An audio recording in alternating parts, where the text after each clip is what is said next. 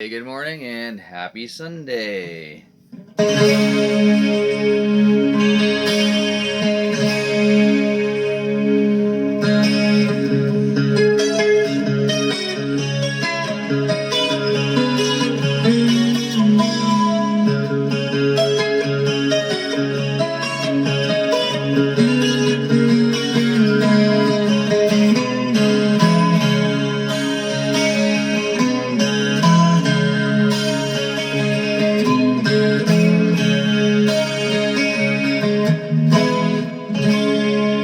All right. How's everybody doing out there? How is it? How are things? We call it the kitchen table. Happy Sunday. Cheers. There's not much coffee left, which is surprising for me.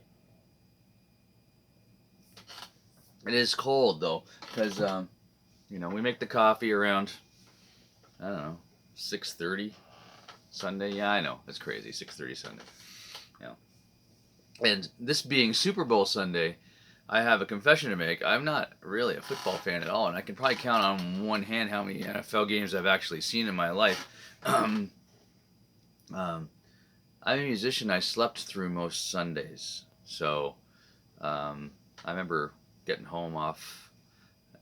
Oh, I don't know where we were coming from, but it was when I was living at home, and I remember waking up in my bed after a long drive home at like 5 p.m. 5:30 in the winter. It was dark still, and I was like, that was the ultimate. I don't know where I am. I don't know what day it is, time it is, and I was living at home. So my mother was like, "You don't even know have a clue, do you?" And I said, "No, I don't even know where I am right now."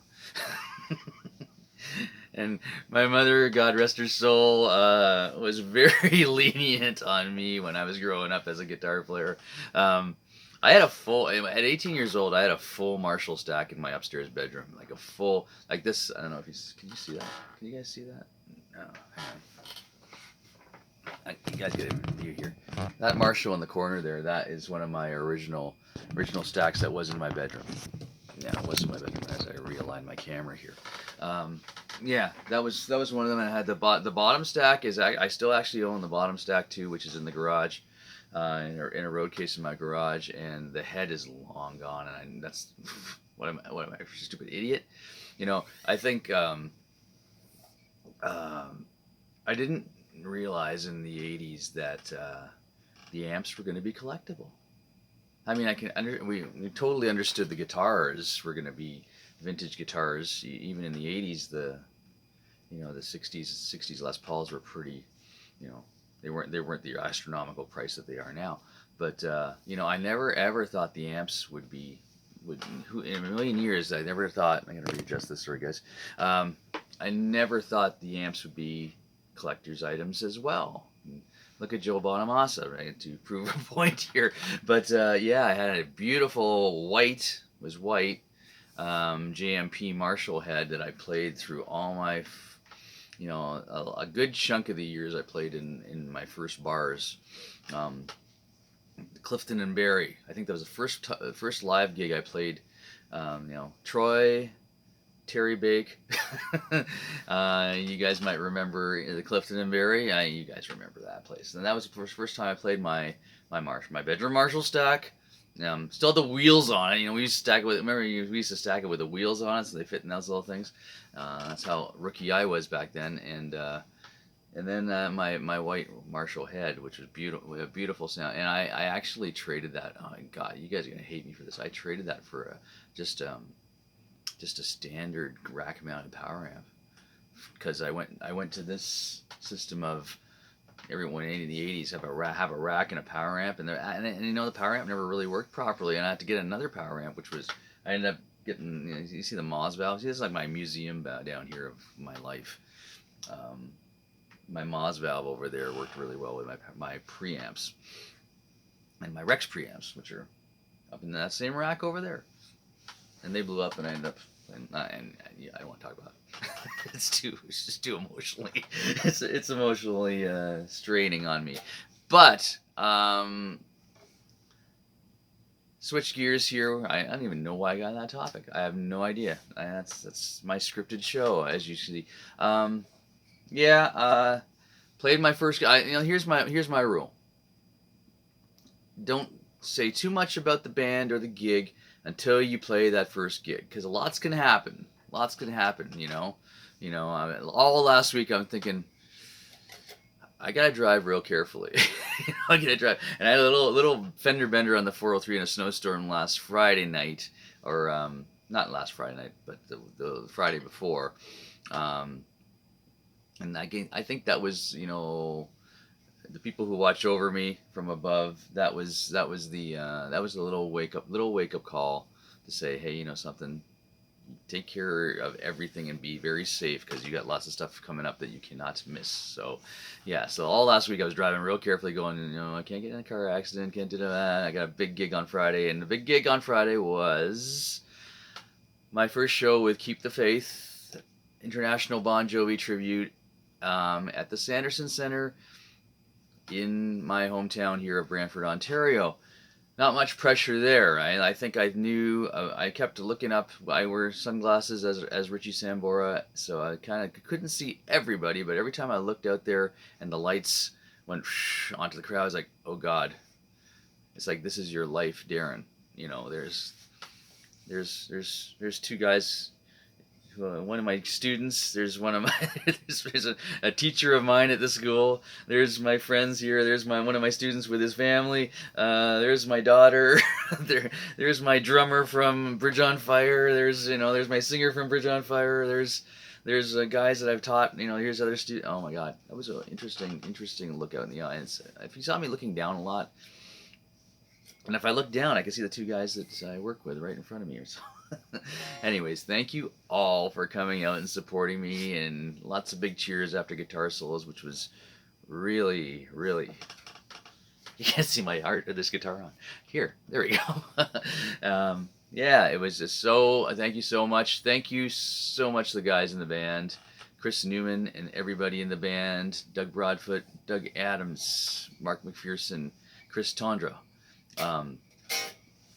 Yeah, my brothers, Jovi brothers. It was just such a welcoming thing to have my entire family there. Jacob was my guitar tech, who was phenomenal guitar tech. Who knew? We're in sound check, and this thing, I use it for 2 songs. I use it for Wanted Dead or Alive. Obviously, I just showed you. I'll show you that riff in a second. And I use it for Have a Nice Day, because. So you diehard Bon Jovi fans know this, but in the Have a Nice Day, he plays the double telly, which let's correct a few things here. Yes, it's a double telly. Yes, it looks a lot like Richie's double telly. I play it in Have a Nice Day capo second. So Jacob and our rule is, don't just throw your capo on your guitar because it's going to sound a little out of tune the way it hits the fretboard. You then retune. If you didn't know that, you can tune behind your capo. That's the way you do it. That's the way the pros do it. That's the way you have to do it. And then you get completely in tune, and you're okay. So we kept going in and out of Wanted Dead or Alive and the sound check line. Nice long sound check. The crew at Sanderson Center are off, just awesome. Leanne on sound, incredible. She's so good. So we're kept wanting to play Have a Nice Day, and I said I wanted to try this out, and then blah. So Jacobs tunes it all up. It's ready for the first song. Then we pull it out and go, no, we got to play another song. Okay, takes the capo off, and then puts the capo back on, tunes it up, and then Chris, our lead singer, forgot his capo for his acoustic guitar. So Jacob, can you just give him that capo for the set for for sound check? I got my other capos in the backup guitar in the dressing room thing. So he had to tune it again. But anyways, so he was tuning this guitar. So Jacob, yes, thank you so much. You are a champion. You can tune my guitars anytime you want. Wow, I'm talking way too much in this little video.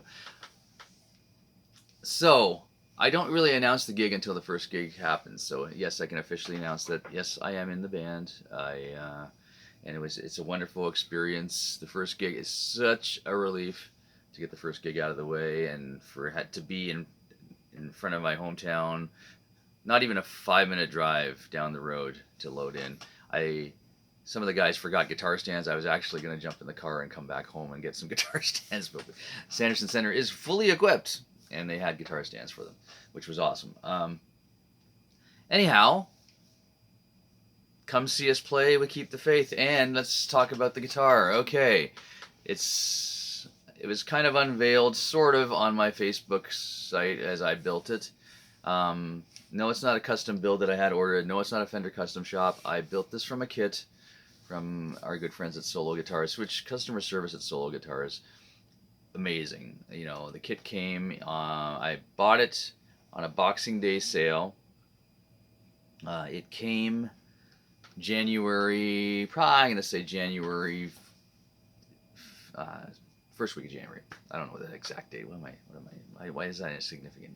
First week of January, if you guys build parts guitars out of a kit, first thing you do before you jump, I know we're excited, we want to build our guitars. The first thing you do is lay out all the parts and make sure you've got the right parts, okay? So I did that. It looked like I had all the right parts.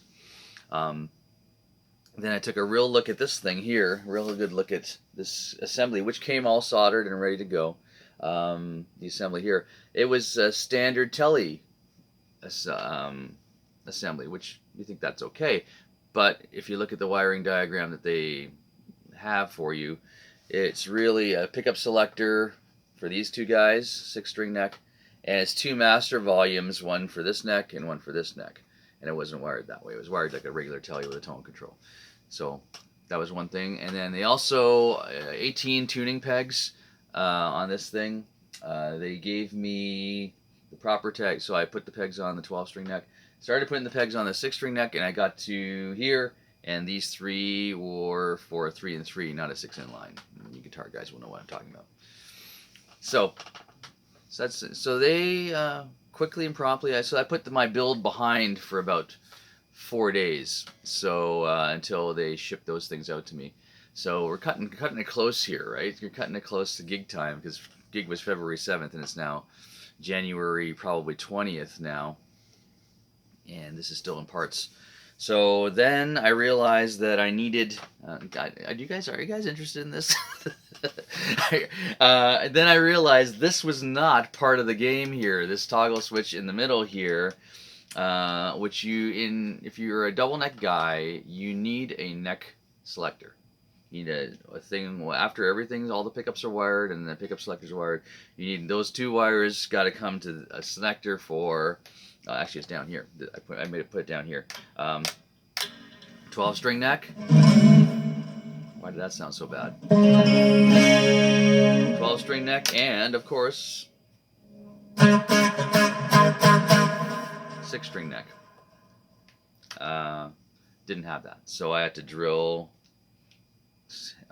wood saw, because the hole is fair size, 1-inch hole to get this big switch in there, and then drill out the pick guard and that was pretty easy to do, actually.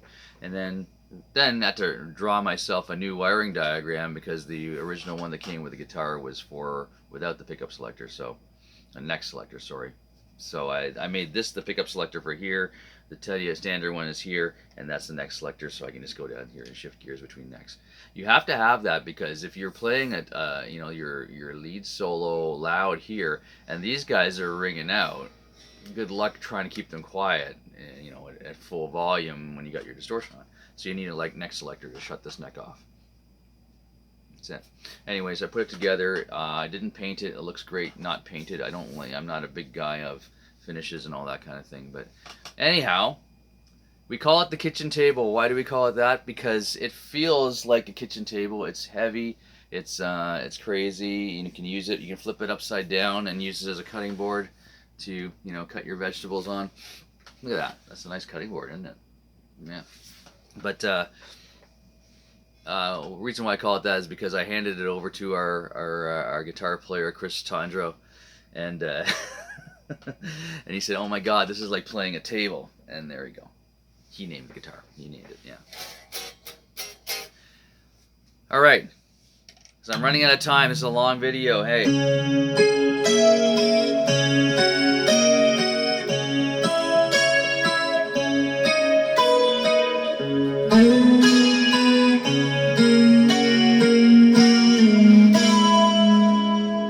Okay.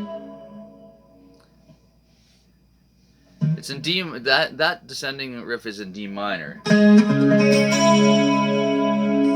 But when you get to the, it switches to D major when you go. As you guys know that have ever played this song on acoustic guitar. The reason why I needed this guitar is that is one of Bon Jovi's biggest songs, and you have to kind of be authentic to it.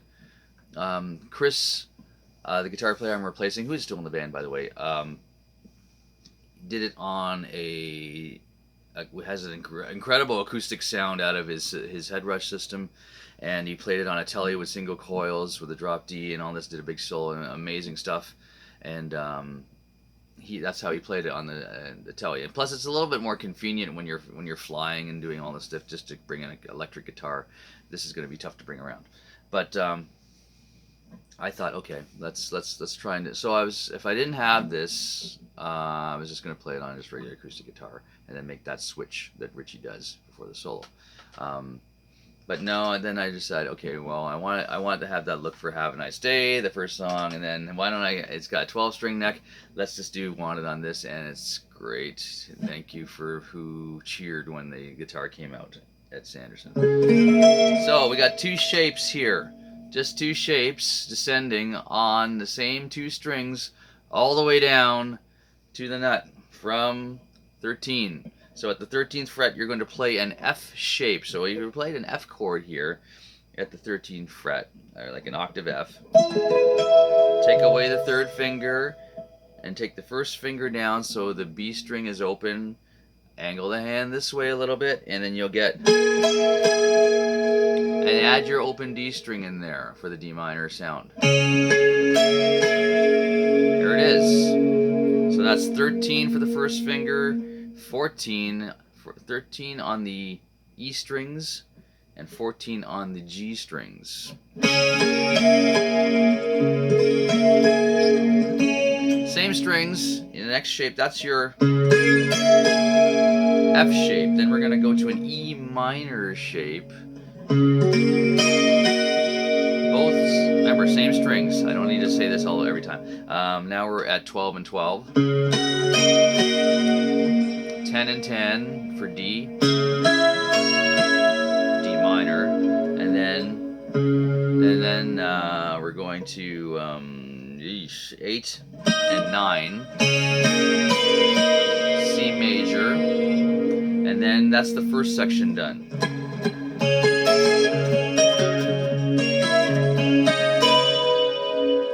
Second section, that's where I take my deep breath because I got through that without screwing it up.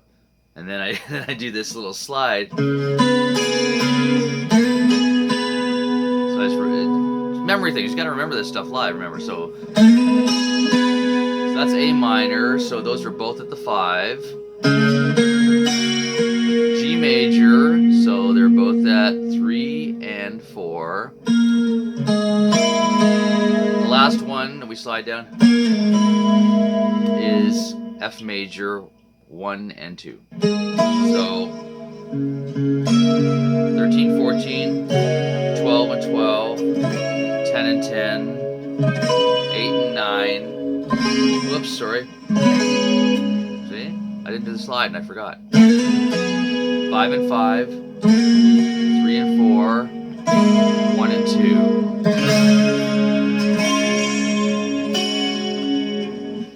2. You're welcome. Anyways. That is the kitchen table. That was the intro to Wanted Dead or Alive. Come see, keep the faith wherever we're playing. Yes, happy Sunday. Thank you so much for everybody, crew, staff, Jacob, Angela, and Kaylee on wardrobe for me and hair. Keep your comments to yourself. Talk to you later. Bye-bye.